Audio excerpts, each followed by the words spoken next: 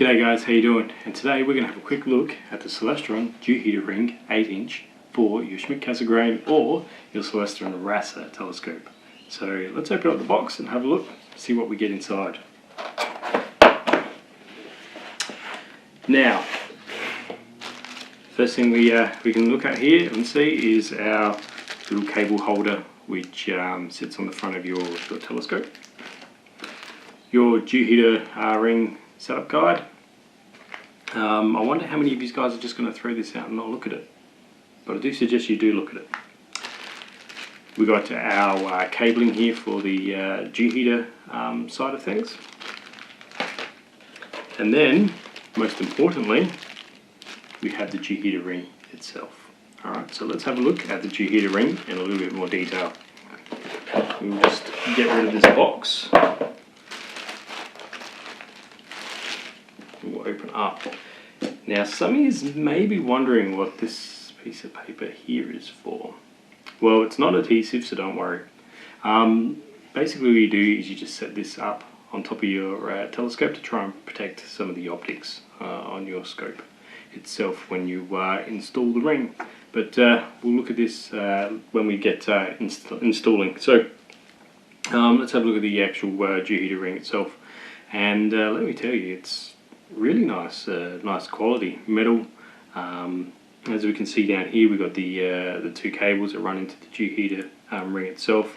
One is your dew heater cabling that will go to your dew heater port, and the other one is the thermostat. So if you purchase the Celestron dew heating controller as well, this section here will go into the thermostat section, and that way it can control how much power to put through to your dew heater ring, depending on the conditions, the dew conditions. I personally will not be using that section or buying one just yet, purely because I have a Eagle 4 computer with an Echo environmental control computer on it as well. So that there will control how much power my dew heater ring needs. But seeing that it's a third-party piece of kit and not an actual Celestron product itself, we'll see how it goes, and if it doesn't perform to the way I want it to, I will probably buy a Celestron dew heater controller just for these rings. But that's and the back. So the back of the dew heater ring, you've got a gasket that goes all the way around, as well as your dew heating strip, which you can see here, which I was quite pleased about. For some reason I thought maybe there was only like a half strip or something like that, but when opening it up and having a look, I could see it's a full strip all the way around. Now I do have this installed on my other Reassembly, and I was doing some tests earlier to just see how much sort of heat goes into that dew heater ring, and I placed one of my sensors, my temperature sensors, on the front of the dew heater ring, and I left it for about half an hour. Now it went up about 5 degrees in that half an hour, drawing about 1.5 amps at 12 volts, or 11.2 volts. So I was quite pleased with the amount of heat that was going into the dew heating ring itself. When you're imaging, you really don't need it to go too much hotter than what the dew point setting is. So yeah, 5 degrees, I was pretty happy with that, and it should suit us fairly well here in Australia. We do have some very heavy dew conditions at times, and my equipment has been absolutely soaked. So let's see how we go this winter with it. But enough talking, let's get installing. So when it comes to installing your dew heater ring on your Celestron Reassembly or Schmidt-Cassegrain telescope, you need to keep your telescope upright. Now I've got it installed on my mount, and that's generally how probably most people are going to do it. It's fairly secure, so don't worry too much about it falling over. Alright, first thing we need to do is just take off our cap, and as you might be able to see, my telescope's not exactly clean. Not too worried about that. what you might be able to see here is that the piece of paper that comes with your dew heating ring just sits over the top and just helps protect your optics a little bit more. Now, all you need to install your dew heating ring really is a Phillips head screwdriver, and it's really pretty simple. All you do is you just start to undo the screws that hold your other ring in place here, the corrector plate ring. So we just want to undo that.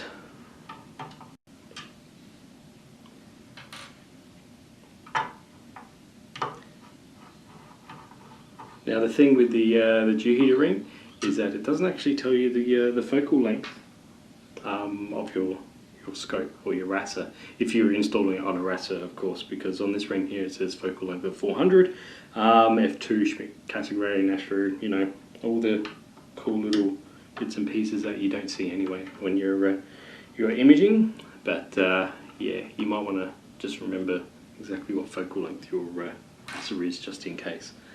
On the actual ring itself, it's just pretty much got 8-inch Celestron and dew heater ring. So yeah.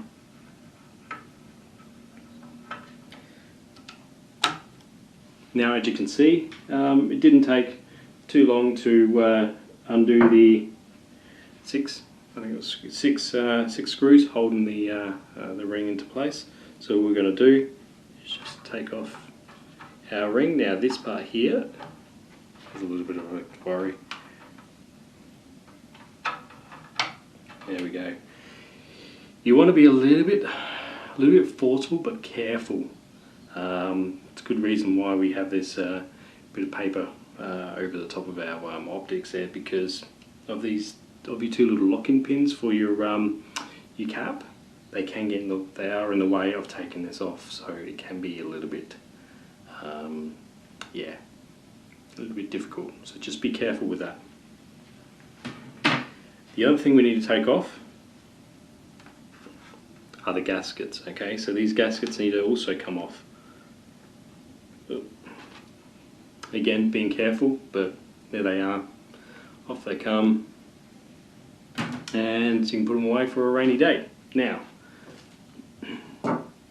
there is a little bit of a trick to installing the actual ring onto the scope itself. Remember how we're talking about these two pins here having been a little bit of an issue to try and take off the ring?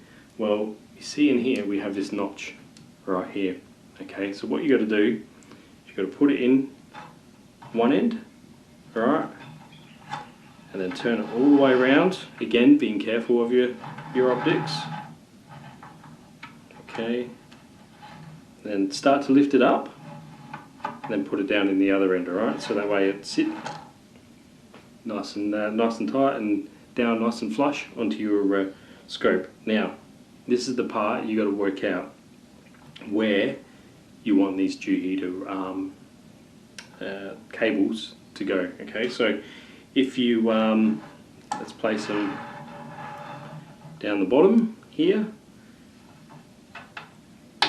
We can take these little strips off for now, little cables.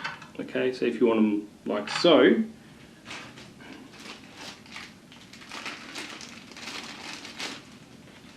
okay, you can't install it on the bottom here. Okay, so if you want to have your clip that's going to hold these into place for you, okay, which is something like that. All right, I'll do the same with this one, like so. You've also got to make sure that you can still put your screws in to support this too. So you've got to think a little bit ahead, or just make sure you think about exactly where you're going to be placing your cabling as well when you install the dew heater ring. Okay, so the next thing we want to do is put the screws back in, but we need to find the holes. I do have my trusty torch with me to help locate these holes. Let's see where they are. So there's one there, but as you can see, cable's down there. I don't want to wire, so we will. There we go. Okay, so I'm going to have my cables on the right hand side of the racer, because on the left hand side of this racer here, I've got, sorry, on the right hand side of this racer here, I've got my second racer, so I'm going to have the cables running this way. The next thing we're going to do is just install our screws again. Now I'm going to put them in just ever so lightly. I'm not going to tighten them up at all just yet, because there's a way you've actually got to tighten your screws up.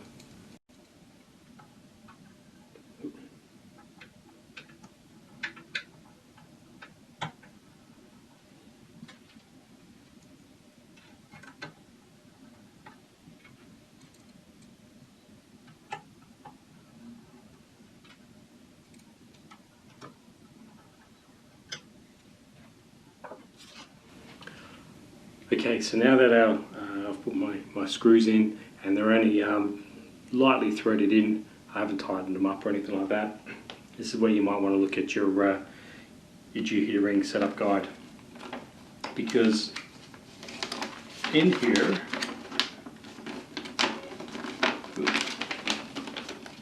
let's fold this down, make it easy for you to see. We have a let's put it this way. There we go. We have a pattern on which we need to do these screws up to make sure that the whole G-heater ring is sitting nice and flush against your corrector plate.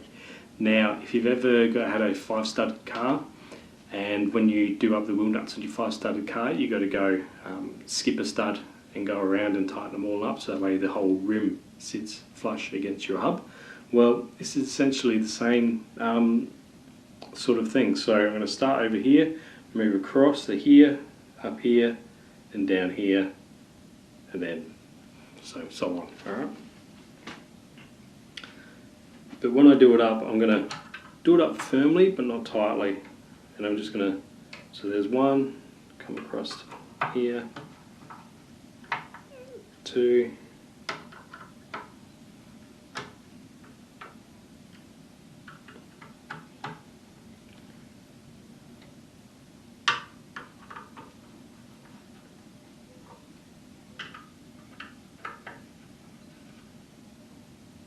and like so. So what I'm going to do now is go around a couple more times and slowly tighten it as I go.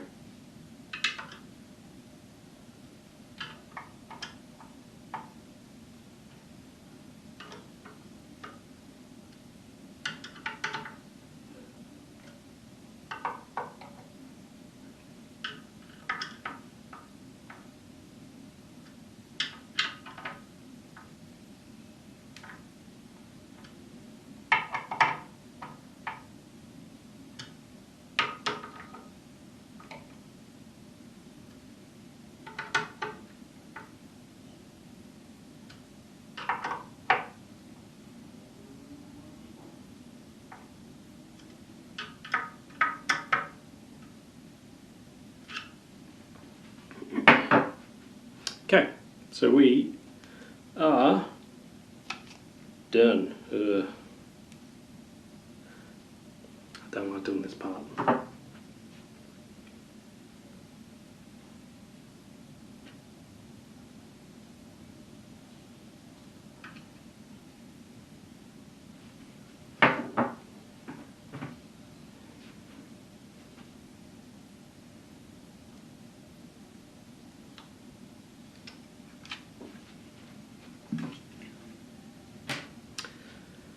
Okay, so we're now done. As you can see, it didn't take that long, wasn't too difficult. Just make sure when you're tightening your screws down, you want to make sure that it's tight enough so that way the ring doesn't fall off, because it is holding your corrector plate in place. So the last thing you want to do is even forget to install these and pick up your telescope, flip it around, and all of a sudden your whole optics just falls out of your telescope. You don't want that. But also you don't want to do it up so tight that you end up putting so much pressure on your corrector plate that you could possibly crack it. So you just got to be very mindful of all that too. Well everyone, I hope this video has been helpful to you in some way regarding maybe the quick unboxing or the installation of the actual dew heater ring on your Schmidt Cassegrain or Rasa telescope. If you've got any comments, please let me know down below. If you've enjoyed this video and you have found it helpful, please give me a big thumbs up. Or if this is the first video you've seen and you want to check out some of my other videos and you do enjoy them, please give me a big subscribe. Alright guys, that's it for me. So until next time, take it easy. See yous.